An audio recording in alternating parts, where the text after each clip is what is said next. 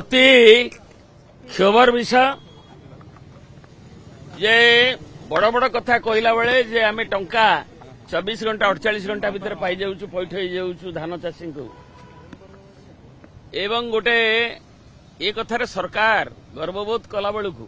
ଆଜି ଗୋଟେ ବର୍ଷ ପୁରୀ ହେଲା ବେଳକୁ ସରକାରର ଯେଉଁ ହିସାବରେ ନଗ୍ନ ଚିତ୍ର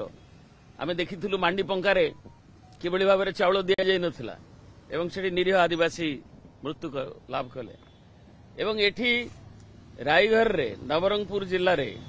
ଯେଉଁଠି ଆଦିବାସୀ ବହୁଳ ଅଞ୍ଚଳ ଏବଂ ତାର ଚାଷୀମାନେ 4 ମାସ ତଳୁ ଧାନ ଦେଇକରି ଯେଉଁ ପ୍ରୋକ୍ୟୁରମେଣ୍ଟ ହେଲା ଏବଂ ସେଥିରେ ପ୍ରାୟ 4,47 ଲକ୍ଷ ଟଙ୍କା ତାଙ୍କର ଯେଉଁ ପ୍ରାପ୍ୟ ନ୍ୟାର୍ଯ୍ୟ ପ୍ରାପ୍ୟ ତାକୁ ଏଯାଏଁ ଦିଆଯାଇନାହିଁ। ବାରମ୍ବାର ଏଥିପାଇଁ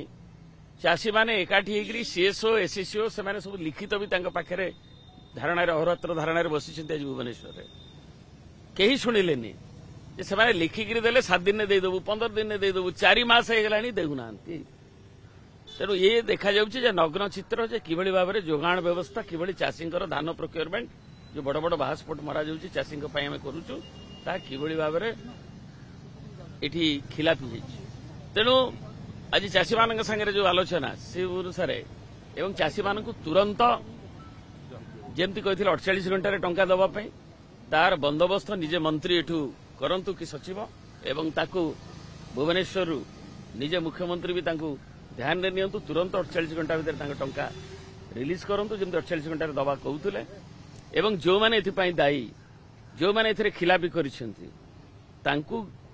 କାର୍ଯ୍ୟାନୁଷ୍ଠାନ ଗିରଫ କରାଯାଉ। ଏହି କ୍ରିମିନାଲ ଆକ୍ଟ ଚାଷୀମାନଙ୍କ ଟଙ୍କାକୁ ହଡପ କରିବାର ଯେଉଁ ଗୋଟେ କାମ 4.5 କୋଟିରୁ ପାଖାପାଖି ଟଙ୍କା ଲୋକ ତାଙ୍କର ଛଡୁଛନ୍ତି ଯାହା ଅମଳ କରିଥିଲେ। ତେଣୁ ଏ ହେଉଛି ଦାବି।